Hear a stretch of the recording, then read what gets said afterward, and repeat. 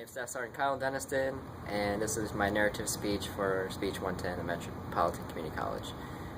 Take a view of the audience. Excellent.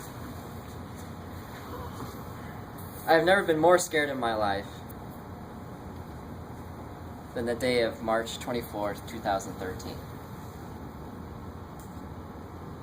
This is a day that will forever stay in my mind, and I've learned a lesson from it as well, a very valuable lesson. And this lesson is to look before you leap. Know what you're getting yourself into before you take that final jump. On the night of March 24, 2013, it was a cold Nebraska Sunday, just like any other day in Nebraska in that time of the season. My girlfriend and I hadn't been on a date in quite a while, so we were really looking forward to a date on that evening. And so I got ready in the morning, made arrangements for festivities that night, got in my car and jumped in and set off on my way to go get her, pick her up to go on a date. She lives about 168th Street and Highway 370, if you know where that is.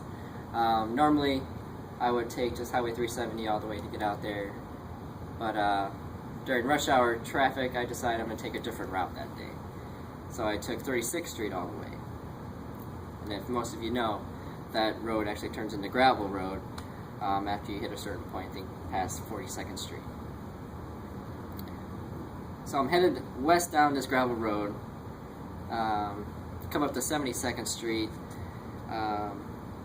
Usually I would cut over on 72nd Street to get on 370, but that day, for some reason, I decided I'm just going to keep going down 36th Street just to see how much further it goes.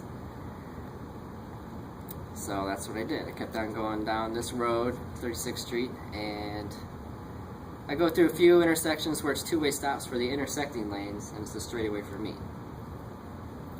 I come up to this other intersection, and it's another stopway for them, and I'm just driving, minding my own business, getting excited for the date that I'm about to have that evening. And I look to my left as I'm going through the intersection, and there's a pickup truck coming right at me, and then I black out. Next thing I remember is crackling glass, hearing crackling glass, and people's voices, and some people carrying me out onto a stretcher and pulling me into the ambulance. At that point I start to open up my eyes, and at first I'm thinking, oh, maybe this was just a bad dream. And the more I look around, this really happened. There's a paramedic there, he's telling me, you were just in a car accident, are you okay? And he's got me strapped down, or giving me an IV, and he's just checking to see if I can talk and see if I'm coherent. I said, yeah, I'm all right. And I'm looking around still kind of frantic. And he's like, is there anyone we can call? Is there anyone we can, let you know what happened, or let them know what happened to you? I said, sure. And so I grabbed my phone and I'm trying to turn it on, and I can't turn it on, it's cracked, but I'm still trying to turn it on because I have no idea what's going on still.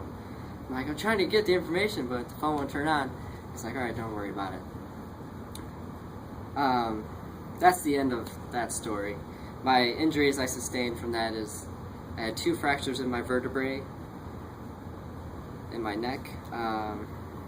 They had to cut me open, they took out my spleen, I had internal injuries there, bruised lung, and a few scrapes and bruises. I wish this was a funny story, but it's definitely not. This was a real story, and the biggest lesson I want to tell you from this story is that always be aware of your surroundings. Like I said, know what you're getting into, look before you leap. I hope all of you can learn from my terrible story, but I wish none of this will happen to you as well. Thank you.